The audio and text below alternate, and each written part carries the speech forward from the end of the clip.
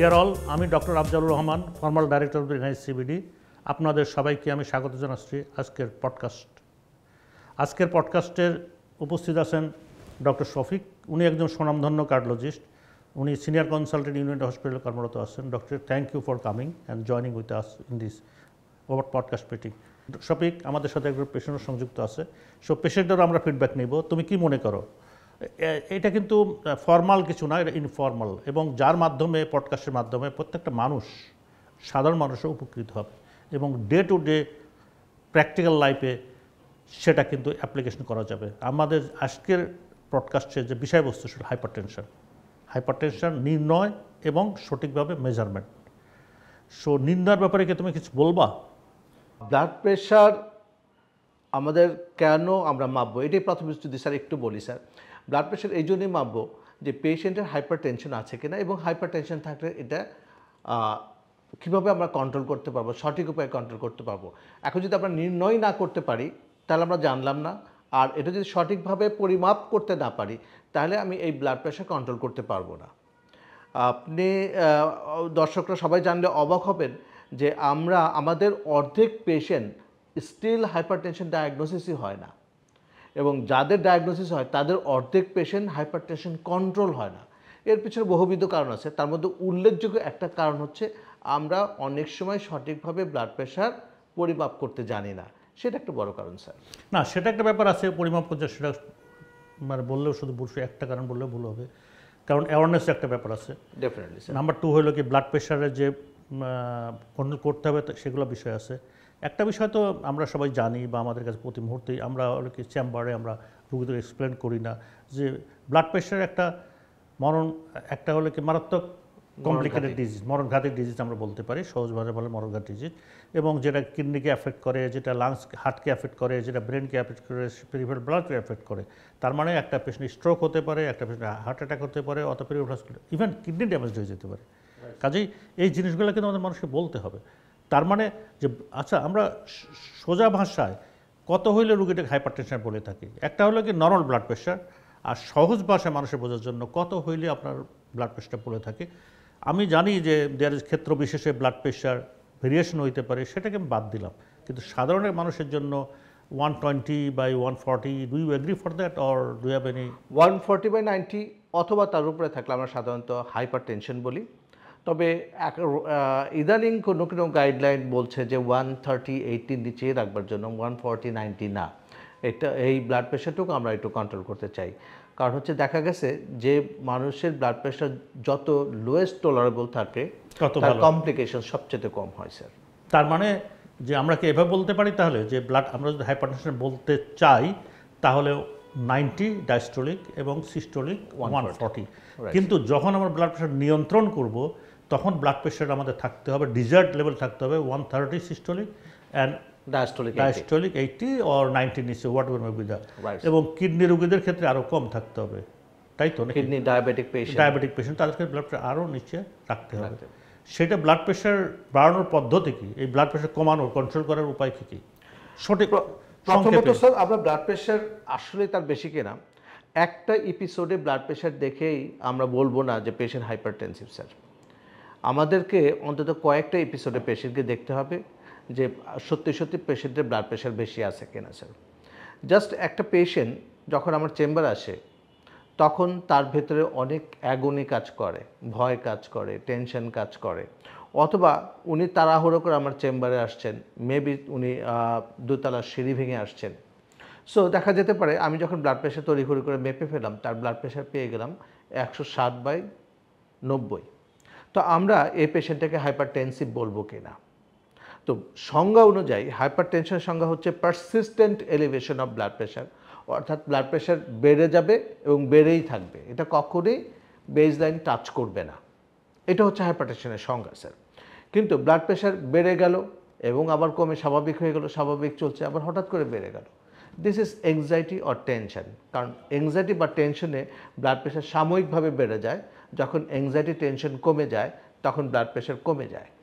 Sir, আমি যদি বসে আছি, ব্লাড প্রেশার যা থাকবে, আমি দাঁড়ালে ব্লাড প্রেশার বেড়ে যাবে, হাঁটলে ব্লাড প্রেশার আরও বাড়বে, দৌড়ালে ব্লাড প্রেশার আরও বাড়বে। যেটা আমরা ইটিটি করবার সময় দেখি যে ব্লাড প্রেশার প্রত্যেকটা স্টেজে বেড়ে যাচ্ছে এবং এইটা ইজ এ গুড রেসপন্স। আমাদের বডির রেসপন্স যে কোনো এক্সারশনে ব্লাড প্রেশার বেড়ে যাবে। This is physical exertion. ঠিক সিমিলারভাবে মেন্টাল এক্সারশনে ব্লাড প্রেশার বেড়ে যায়। সেভারাল ফ্যাক্টর আছে না। একটা জিনিস যেটা শফিক তুমি বললা যে এখন এটা কিভাবে আমি মিনিমাইজ করা যাবে আমরা জানি না। যারা বিজি প্র্যাকটিশনার তারা হলো কি পেশেন্ট ডাক্তারকে দেখানোর জন্য রোগী নিজ থেকে দৌড়ায় চলে আসে কিন্তু চেম্বারে প্র্যাকটিস ঢোকে, মানে ডক্টর চেম্বার ঢোকে। সেই সময় কিন্তু আমরা বেশিরভাগ কিন্তু ব্লাড প্রেশার দেখি। সো এটাকে কিভাবে এটাকে ব্যালেন্সে আনা যায়? কারণ হলো কি পেশেন্ট লোড বেশি, সিরিয়াল বেশি, একটার পর একটা ঢুকছে বেশি বিজি ডাক্তারের জন্য। সেই ক্ষেত্রে কি পরামর্শ হতে পারে? এটা দুই পক্ষের জন্য পরামর্শ হবে। বিশেষ করে আমি যারা ফিজিশিয়ান, আমাদের জন্যও তো এটা লেসেনিং যে না আমরা যেটা করছি দ্যাট ইজ নট রাইট, অথবা পেশেন্ট যেটা করছে পেশেন্টও রাইট। দুই পক্ষই রাইট, কারণ দুই পক্ষের তো অ্যাওয়ারনেস লাগবে, আমাদের ডাক্তারদের অ্যাওয়ারনেস লাগবে, বা আমাদেরকেও একটু টাইম দিতে হবে যে ব্লাড প্রেশার রোগীদের ক্ষেত্রে ঠিক আছে আপনার ব্লাড প্রেশার বেশি আমি পেয়েছি, আপনি এখন একটা জিজ্ঞেস করা উচিত আপনি কি বাইরে ওয়েট করছিলেন নাকি নিচতলা থেকে উপরে চলে আসছেন আমার চেম্বারে দৌড় দিয়ে। এই কথাটা তো আমরা জিজ্ঞেস করতে হবে। জিজ্ঞেস করে যদি দেখা যায় যে না সে দৌড়ে আসছে, তাহলে বলবো যে ব্লাড প্রেশার যেটা আসছে আপনার এটা অ্যাকুরেট না, আপনি বাইরে বসেন, 10 মিনিট পরে আমি আবার ডাকবো। সেটা ডাকলে আমাদের মাথায় রাখতে হবে কিন্তু একটা পেশেন্টের জন্য আমরা ডবল টাইম নিচ্ছি, অর্থাৎ একটা পেশেন্টের 10 মিনিট, সেই জিনিসটি আমাদের কিন্তু অ্যাডাপ্ট করতে হবে এবং আমাদের কিন্তু এটা করতে হবে। সো তুমি এটা সম্বন্ধে কী বলবো? সেটা হলো আমার চেম্বারে যখন পেশেন্ট ঢুকে সঙ্গে সঙ্গে আমি ব্লাড প্রেশার দেখি না, পেশেন্টের সঙ্গে কিছুক্ষণ কথা বলি এবং পেশেন্টের হিস্ট্রিটা নিতে থাকি। নিয়ে যখন চিন্তা করে পেশেন্ট কাম অ্যান্ড কোয়াইট, তারপর ব্লাড প্রেশার দেখি। আইডিয়ালি 5 থেকে 10 মিনিট পেশেন্ট রেস্ট নেবে, তারপর ব্লাড প্রেশার দেখা দরকার, যেটা অনেক বিজি প্র্যাকটিশনার পক্ষে নিতান্তই কষ্টকর বা ডিফিকাল্ট একেবারেই বলা যায়। সো সেই সমস্ত ক্ষেত্রে আমি আর একটা কাজ করি, কারণ পেশেন্টের মেন্টাল স্ট্যাটাস মেবি পেশেন্ট অনেক সময় ইগনোর করেন, পেশেন্ট অনেক সময় এক্সপ্রেস করতে চান না যে তার ভেতরে একটা মেন্টাল অ্যাগনি, টেনশন, অ্যাংজাইটি, আইদার পারিবারিক হতে পারে, সামগ্রিক কোনো সমস্যা হতে পারে, অফিসিয়াল সমস্যা হতে পারে, যার একটা স্ট্রেস পিরিয়ড চলছে। সো এগুলো অনেক সময় বলেন না। সেই জন্য আমি পেশেন্টদেরকে বলি যে আপনি বাসায় যেয়ে ব্লাড প্রেশার সকালে একবার, সন্ধ্যায় একবার, 2বার মাপবেন। আমি একটা চার্ট দিয়ে দিই পেশেন্টদেরকে, যেখানে তারা লিখবেন ব্লাড প্রেশার কত থাকে, এবং পেশেন্টকে আমি বলে দিই বসে থাকবেন, বসে ব্লাড প্রেশার খুব রিল্যাক্সলি 5 মিনিট বসবেন, তারপর ব্লাড প্রেশার মাপবেন। ব্লাড প্রেশার প্রথম যখন মাপবেন, দেখলেন যে ব্লাড প্রেশার সে 140/90, টেক ডিপ ব্রেথ 3 টাইমস, আস্তে আস্তে ডিপ ব্রেথ ছেড়ে দেন এবং 3 মিনিট পরে আবার একবার ব্লাড প্রেশার দেখেন। দেখবেন যে দ্বিতীয়বার যখন ব্লাড প্রেশার মেপে দেখছেন তখন ব্লাড প্রেশার 138 হয়ে গেছে, অর্থাৎ কমে গেছে। এই কমটা কেন হলো? কারণ প্রথমবার যখন তার ব্লাড প্রেশার মাপা হলো তখন তার ব্রেন সজাগ হয়ে গেল যে তার একটা কিছু করা হচ্ছে। ঠিক সেই সময় একটু টেনশন, অ্যাংজাইটি কাজ করবে এবং ব্লাড প্রেশার একটু বেড়ে যাবে, এবং এটা স্বাভাবিক। এবং পরে যখন ধাতস্থ হবেন উনি, তখন যদি ব্লাড প্রেশার মাপা যায় তখন প্রকৃতপক্ষে পারফেক্ট ব্লাড প্রেশারটা মাপা যেতে পারে। এবং সেই ব্লাড প্রেশারটা উনি লিখে রাখবেন, সকালে একবার, সন্ধ্যায় একবার, অ্যাটলিস্ট 1 সপ্তাহের একটা রেকর্ড আমি দেখতে চাই। অনেক সময় আমি 2 সপ্তাহের কথা বলি, 2 সপ্তাহ পরে আসতে বলি, এবং যখন সে ব্লাড প্রেশার রেকর্ড নিয়ে আসে, ম্যাক্সিমাম ক্ষেত্রে স্যার দেখা যায় তার ব্লাড প্রেশার স্বাভাবিক। কোনো পেশেন্টের ক্ষেত্রে দেখা গেলো ব্লাড প্রেশারটা পারসিস্ট করছে, তখন আমরা ডেফিনেটিভ জানি যে এটা হাইপার টেনশন এবং ইট শুড বি ট্রিটেড। না, আমার মনে হয় যে আমরা শফিক যে কথাটা বললো, তুমি ইউর অ্যাবসলিউট রাইট। আমরা মনে হয় যে জেনারেল ওয়েতে যদি বলি, বইপত্র কিন্তু তাই লেখা আছে, বইপত্র কিন্তু লেখা আছে যে ব্লাড প্রেশারটা কীভাবে মেজার করতে হবে। Right sir. রেস্ট নিতে হবে, আসতে হবে, তাকে মাইন্ড ডিস্ট্রাকশন করতে হবে, তার সাথে কথা বলতে হবে, তারপরে এক সেটিংয়ে দেওয়া যাবে না, পরপর 3টা সেটিং নিতে হবে। কিন্তু আমাদের ব্যস্ততার কারণে আমরা করতে পারি না বা আমরা করে থাকি না। সো তুমি যেটা বললো, আই মাস্ট অ্যাপ্রিসিয়েট দ্যাট। আমার মনে হয় এই ধরনের সবাইকে এটা অ্যাডাপ্ট করা উচিত বলে আমরা মনে করি। জি স্যার, অবশ্যই স্যার, অ্যাডাপ্ট করা উচিত মনে। এখন হলো কি শফিক, তোমাকে আরেকটা ইম্পর্টেন্ট প্রশ্ন করবো। ধর ব্লাড প্রেশার মেজারমেন্ট করার জন্য সেভারাল মেশিন আছে, অবশ্য কনফিউজড হয়ে যায়, automatic machine, ambulator machine, mercury machine. এখন এই সম্বন্ধে কি আমাদের কাছে ডেমনস্ট্রেশন করা যায়, যেটা হলে কি বাড়িতে বসে, ঘরে বসে একজন রুগী তার সঠিকভাবে ব্লাড প্রেশার নিয়ন্ত্রণ করতে পারবে? এটাই কিন্তু আজকে প্রধান উদ্দেশ্য। যেমন আমি বলি, একটা প্রেগনেন্ট লেডি, তার হাইপারটেনশন আছে, তার পক্ষে কি ডাক্তার আসা সম্ভব প্রত্যেক দিন ডাক্তার চেম্বারে? এবং সম্ভাবনা আসার দরকারও নেই। নাই স্যার, কারণ ওই পিরিয়ডটাকে তো আমরা খুব সেন্সিটিভ ওয়েটে ডিল করি। তাহলে যদি আমরা মানুষকে যদি প্রপারলি গাইড করতে পারি যে আপনার ব্লাড প্রেশার আপনি কীভাবে মেজার করবেন, সেইগুলো যদি আমরা ডেমনস্ট্রেট করতে পারি, তাহলে কিন্তু এটা সাধারণ মানুষের অনেক উপকার হবে। এবং সেই জন্যই কিন্তু প্র্যাকটিক্যালি আপনার মতো একজন অভিজ্ঞ বিশ্ব কার্ডিওলজিস্টকে নিয়ে আসা হয়েছে আজকে এখানে আপনার সবার সামনে, যে আপনি বা বইপত্রে কীভাবে বলে যে ব্লাড প্রেশারটা মেজার করতে হবে অ্যাকুরেটলি। হোম ব্লাড প্রেশার রোগীদের জিজ্ঞেস থাকতে পারে যে অ্যাম্বুলেটেড ব্লাড প্রেশার কি ভালো, আবার কেউ মার্কারি ব্লাড প্রেশার নাম শুনছে, কেউ 24 আওয়ার্স অ্যাম্বুলেটেড ব্লাড প্রেশার যেটা সেটা আছে। এই সম্বন্ধে আপনি বলে যান কিছু এবং ডেমনস্ট্রেট করে। আমাদের পাশে একজন পেশেন্টও আছে, উনি আমাদের কথাবার্তা শুনছেন আর কি, এবং হি ইজ রিয়েলি হাইপারটেনসিভ, এবং আমার মনে হয় যে ওনার কাছ থেকে কিছু ফিডব্যাক নিব আমরা। Let us start with you. Sir ধন্যবাদ স্যার। এটা আসলে খুব একটা জরুরি জিনিস, যেটা আমরা অনেক সময় ওভারলুক করি। আমরা ডাক্তাররা পেশেন্টদেরকে সেভাবে অনেক সময় বোঝাতে ব্যর্থ হই, বা পেশেন্ট অনেক সময় ঠিকমতো বোঝেন না। পেশেন্টও যদি ঠিকমতো বুঝে যান তাহলে বেশি সহজ হবে, কারণ রোগটা আপনার, কাজে আপনাকে চিন্তা করতে হবে যে আমার ব্লাড প্রেশারটা কিভাবে আমরা ঠিক না, পেশেন্টকে এখানে অ্যাড করতে চাই, পেশেন্টকে বুঝতে হবে এবং এবং অ্যাটেন্ডেন্সকে বুঝতে হবে। হ্যাঁ, পেশেন্ট অ্যাটেন্ডেন্টকে বুঝতে হবে, Attendant is most পেশেন্টের important. ডাক্তারকে বুঝতে Yes, হবে। patient কারণ ডাক্তারকে। আমাদের দেশে অনেক ডাক্তার বিভিন্ন জায়গায় বিভিন্ন সময় বিভিন্ন সময় না, সবসময় তারা পেশেন্টের মানে ব্লাড প্রেশারের চিকিৎসা করছেন। জিপি যারা আছেন, জেনারেল প্র্যাকটিশনার, তারা ব্লাড প্রেশার চিকিৎসা করছেন। কিন্তু ব্লাড প্রেশার যদি আমরা ঠিক মতো না মাপি এবং ঠিক যন্ত্রটাকে যদি ব্যবহার না করি, তাহলে আমরা ভুল রিডিং পাবো এবং ভুল চিকিৎসা করব। সেই চিকিৎসার মধ্যে আমরা যেতে চাই না। আমি জাস্ট কতগুলো মেশিন এখানে অলরেডি এনে হাজির করা হয়েছে, দ্যাট ইজ গ্রেট। এবং সেই জন্য আমরা এই মেশিনগুলো, প্রথম কথা যে কোন মেশিনটা সবচেয়ে ভালো, এ ব্যাপারে কোনো সন্দেহ নাই, মার্কারি মেশিন। কারণ হচ্ছে এই ব্লাড প্রেশারটাকে বলা হয় মিলিমিটার মার্কারি। সুতরাং মার্কারি দেখে আমরা ব্লাড প্রেশারটাকে যদি নির্ণয় করি, that is great, that is standard, gold standard. তো এই মার্কারের সাথে মিলিয়ে বাকি মেশিনগুলোকে ডেভেলপ করা হয়েছে। একটা হলো, এটা হচ্ছে এয়ার ব্যাগ। এই এয়ার ব্যাগ যেটা, এটা ম্যানুয়াল মেশিন আমরা বলি, মার্কারিটাও ম্যানুয়াল মেশিন। এটা এয়ার ব্যাগ মেশিন, যেটা দিয়ে ব্লাড প্রেশার অ্যাকুরেটলি মাপা হয়, এবং এটা সি গ্রেড এবং FDA approved machine, right sir. এই মেশিনটা অটোমেটিক মেশিন এবং এটা আর্ম কাপ। ঠিক এই ধরনের আরেকটা মেশিন আছে রিস্ট কাপ। তো আর্ম কাপটা মোর প্রেফারেবল, বিকজ আমরা অ্যাকচুয়ালি ব্লাড প্রেশারটা যখন আমরা স্টেথো দিয়ে শুনি, তখন আর্টারির ভিতরে একটা সাউন্ড হয়, যেটাকে আমরা আমাদের ভাষায় বলি করোটকপ সাউন্ড, বা আমরা বলতে পারি একটা সাউন্ড হয়। অন্তত দর্শকরা এটা জানবেন যে এটা একটা সাউন্ড আমরা স্টেথো দিয়ে শুনি।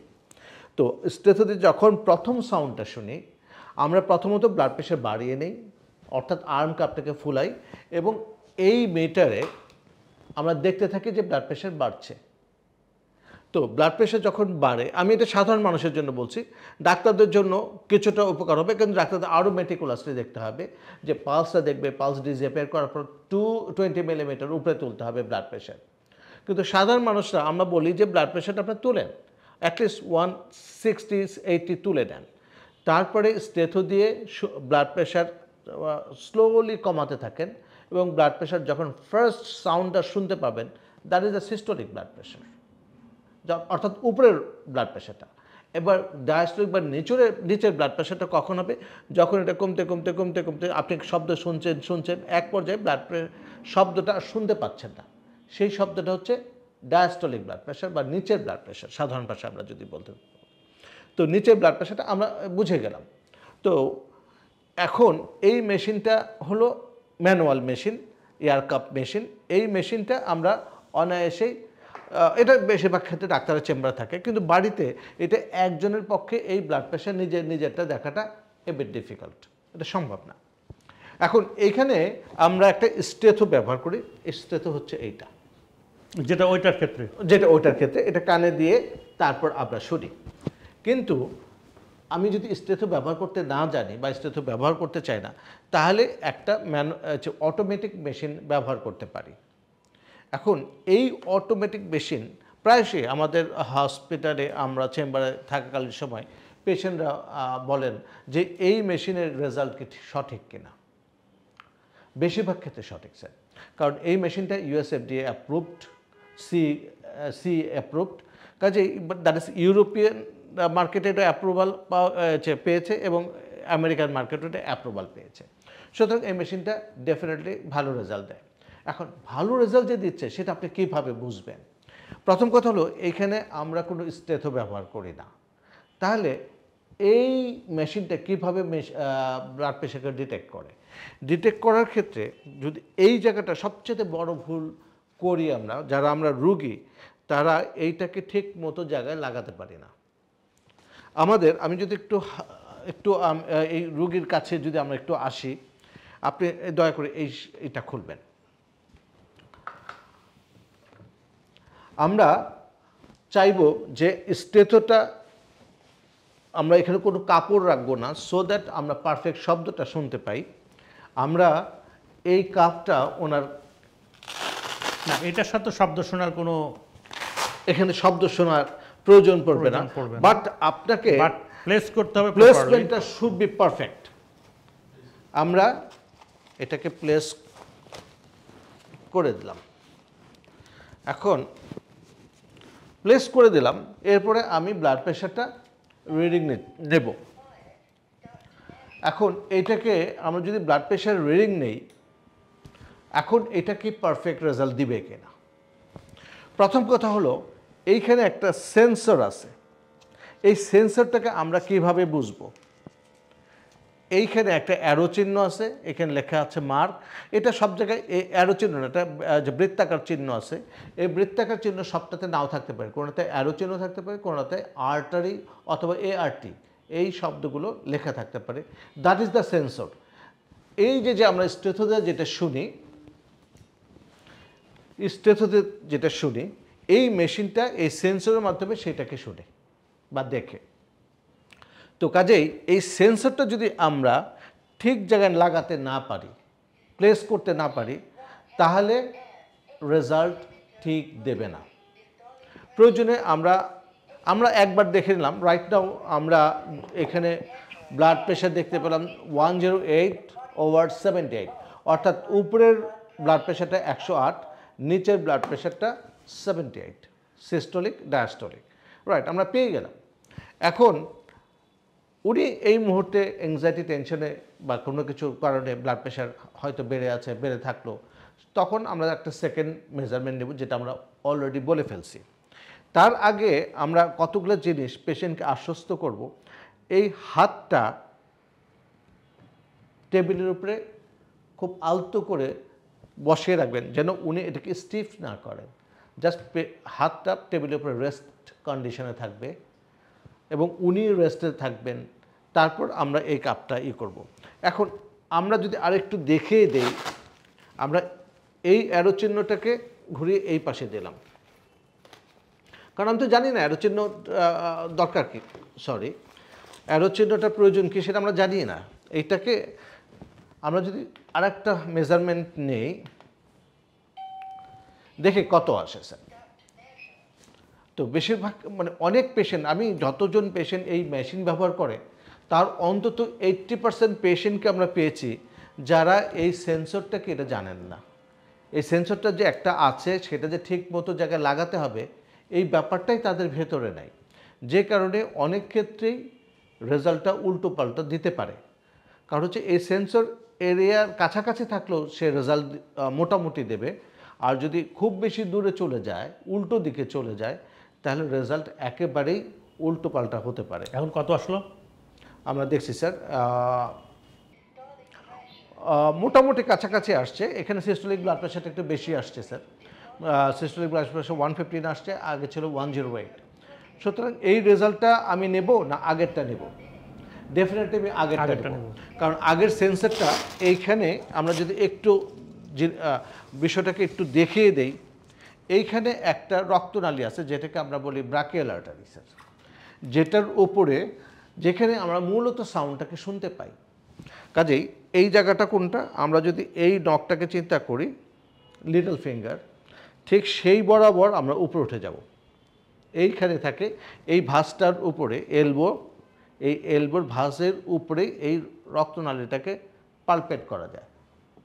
সো আমরা স্টেথো যখন বসাবো তখনও এইখানেই বসাবো, এইখানে বসিয়ে তারপর আমরা এটা শুনবার চেষ্টা করি, সেটাও আমরা একটু দেখিয়ে দেব। কাজে এই মেশিনটা বসানোর ক্ষেত্রে এই জায়গায় সেন্সর, এই এলাকায় সেন্সর আছে কিনা সেইটাকে আমরা মানে অ্যাকুরেট প্লেস করতে হবে। রাইট স্যার, এই অ্যাকুরেটলি প্লেস করতে পারলেই তবেই এটা ঠিক রেজাল্ট দেবে। এখন এই মেশিন ম্যাল ফাংশন করছে কিনা আমরা কিন্তু জানি না স্যার।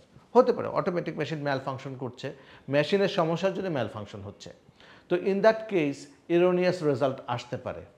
সেই জন্য আমরা চাইবো এই মেশিন যখন আমরা দেখছি তখন পেশেন্ট মাঝে মাঝে কী করবেন, কোনো ডাক্তারের চেম্বারে যিনি সঠিকভাবে ব্লাড প্রেশার নির্ণয় করতে পারেন এরকম চেম্বারে এই মেশিনটা উনি ব্লাড প্রেশার মাপবেন, তারপর স্যার আমার একটু ব্লাড প্রেশারটা দেখে দেবেন, অথবা কোনো কারো কাছে যে প্রয়োজন বোধে উনি যেটা করতে পারেন, উনি ওনার নিজস্ব অটোমেটিক মেশিনটা নিয়ে ডাক্তারের চেম্বারে যেতে পারেন। সেই বলছি স্যার, উনি এইটা দিয়ে দেখবেন, তারপর ডাক্তার সাহেব এই মেশিন দিয়ে ওনার ব্লাড প্রেশার দেখবেন।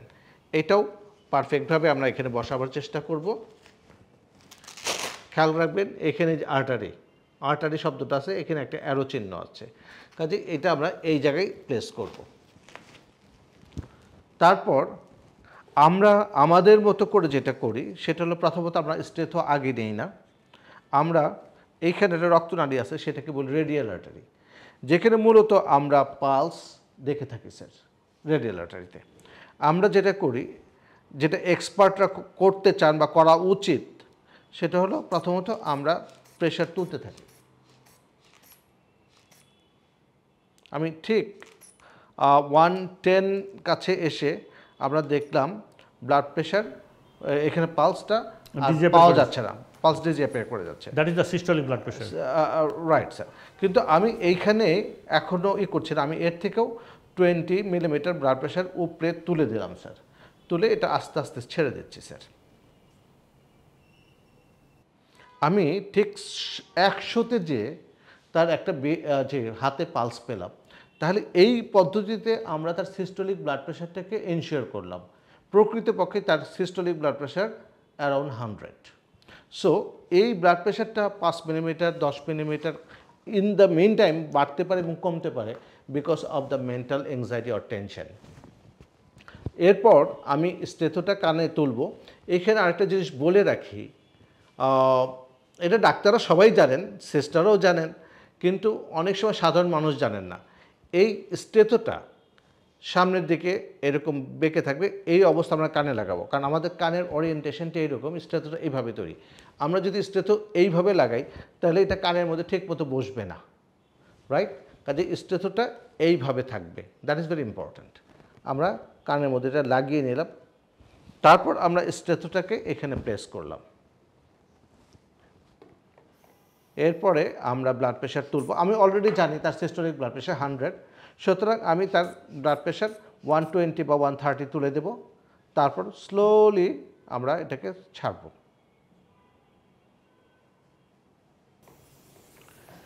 আমরা ব্লাড প্রেশারটা 110 পেলাম, প্রথম ব্লাড প্রেশারটা, যেটা প্রথম সাউন্ড যেটা পেলাম, আর ডিজিএপিআর করলো 70-এ, যে অর্থাৎ তার ব্লাড প্রেশারটা আমরা পেলাম ম্যানুয়াল মেশিনে 110/70। আর আমরা অটোমেটিক কত পেয়েছি? 108/, তার মানে সেম। কাজে এই মেশিনটা ওয়ার্কিং ফাইন, এটা প্রমাণ করা গেল অ্যাট দ্য সেম টাইম, এবং এই মেশিনটা ভালো মেশিন। আমরা এটা, সুতরাং এই মেশিনটা ভালো মেশিন এবং এই মেশিনটাও ভালো মেশিন, দুটোই ভালো মেশিন, কারণ এটাকে আমরা ভালো হিসাবেই জানি। এখন এটা আসলেই ভালো কি না সেটাকেও আরও কঠিনভাবে আমরা নির্ণয় করতে পারি যদি আমাদের হাতে একটা মার্কারি মেশিন থাকে। সেটাও আছে আমাদের হাতে। সো এই মার্কারি মেশিনকে বলা হয় গোল্ড স্ট্যান্ডার্ড, যেটা দিয়ে আমরা প্রকৃতপক্ষেই ব্লাড প্রেশারটা কত সেটা সঠিকভাবে জানতে পারি। সুতরাং এই মার্কারি মেশিন তো আমরা মেপে দেখতে পারি যে আসলে কত থাকে, এবং তাহলে আরও 100% কনফার্ম করা যায়। অর্থাৎ এই দুইটাকে স্ট্যান্ডার্ডাইজেশন করার জন্য মার্কারি মেশিন একটা থাকা ভালো, সেটা তো। এটা আমি বলি না যে সাধারণ মানুষ যারা বাসায় বসে ব্লাড প্রেশার মাপেন তাদের একটা মার্কারি মেশিন থাকতে হবে, নট দ্যাট। তবে এইটা যে কোনো একটা হসপিটালে বা স্পেশালিস্ট ডাক্তারদের জন্য এটা থাকা ভালো, যাতে করে যখনও কোনো মেশিন সম্পর্কে কারো একটু সন্দেহ জাগবে তখন যেন এই মেশিন থেকে ক্যালিব্রেট করতে পারেন। আচ্ছা, আমরা কি দেখতে পারি যে মার্কারি মেশিনে কত ব্লাড প্রেশার আসছে এটাতে? শিওর স্যার, আমরা এটাও দেখতে পারি। আমরা এটা দেখি।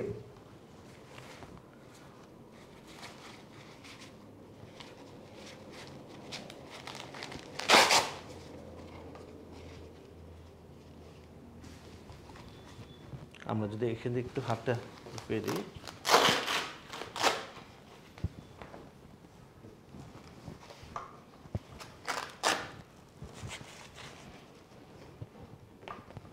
এখানে স্টেথো লাগবে, আপনাকে স্টেথো ব্যবহার করতে হবে। স্টেথো আমরা ব্যবহার করব।